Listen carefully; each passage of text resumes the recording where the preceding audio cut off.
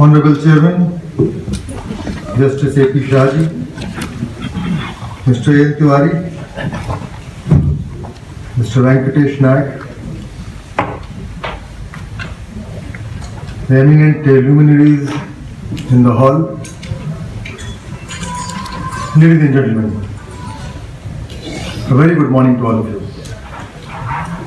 First of all, I'd like to thank the Honorable Chief Information Commissioner for inviting me for this event to make a brief presentation, though I really don't think that I am deserving of such an honor. Because as when Mr. Venkatesh started, he mentioned he is not a legal expert, and after looking at his presentation, I think I am absolutely a zero insofar as legalities are concerned or legal knowledge is concerned, because my legal knowledge or knowledge of RTI is merely confined to what I come across, the legal cases, the legal files, while discharging my official duties. And that is about all. Therefore, I will seek your pardon right at the beginning for any mistake which I commit, or for anything which I say which might not be proper, because I think at times I am going to be totally off the mark. I definitely believe that RTI is one of the biggest, one of the most major reforms that this country has seen. And reforms we definitely require. They require reforms in a very large way. This reform has brought in transparency in our official working, and most importantly, it has empowered the common man. The common man and also the not so common man. It's empowered everyone in this country. And perhaps it was based on the premise to bring in probity in public life, probity in governmental systems, procedures and processes. Perhaps the premise was to curb wrong acts by those in power and to curb malafide by bringing everything out in the open. This, to a very large extent, it has succeeded. And the question remains, yes, it is definitely one more deterrent, one more major deterrent. But are merely deterrents enough? Or we have to look at doing something much beyond creating mere deterrents. It has met the purpose to a very large extent, yes. People in the system are extremely careful, conscious of the fact that we are under scanner. Our act, whatever we write on the file, whatever we do, people can call for it, they can ask for it. We have to be extremely fair and extremely right in whatever we do. But still there are issues that we face. Because I strongly believe in two things. One is every right has to be balanced by responsibility. And much more strongly than that, I believe in the supremacy of deliverance.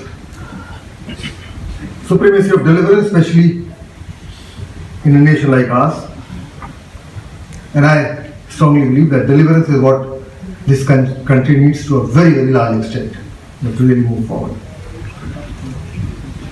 We come across issues like misuse of RTI.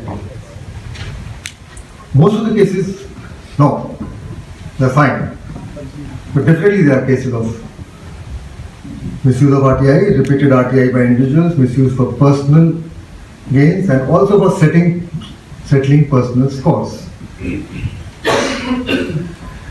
But on the other hand, there are also cases where we don't give fair cognizance to RTI queries. Fair cognizance. And for reasons, some of which may not be malafide. Because we're talking about deliverance on one hand, and on the other hand, in our system, the system in which we work, any violation, establish rules and processes and procedures by mistake or consciously done is treated or is regarded as an act of malafide, whereas it may not be so. And that is generally the fear.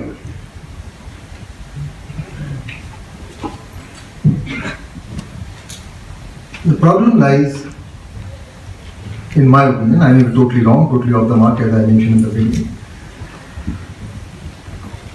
in the complexity of the Tantra. The complexity of our processes, both decision-making processes and the contractual mechanisms. After spending 35 years in the service of the government, I am really not able to appreciate why do we have to have such a great complexity in all our processes. Why do we have to have a system which is not based on trust? It is not based on trust. And therefore our system starts at times treating RTI as one more complexity in the extremely over-complex environment which we have right now, which we have everywhere. The need of the hour is definitely to decomplicate the processes,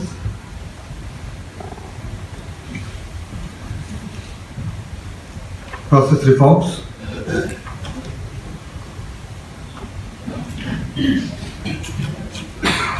and to come down heavily on both non-compliance of RTI by people like us who are in the government, and also come down heavily on misuse of this extremely important tool, extremely powerful tool which we have given to the public. I worked quite often in commercial environments. And commercial decision making is again a not so straight-jacketed a process. There are no clear black and whites in that. Obviously, there will be a lot of grey areas at times. And that is a problem which the commercial organizations also face at times.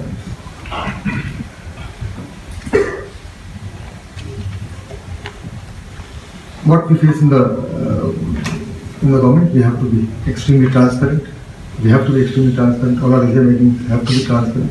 But as I mentioned in the beginning, a violation by mistake or by conscious effort or consciously done is treated as malafide, and that creates a fear. So then if it comes out of the open, how do I justify it?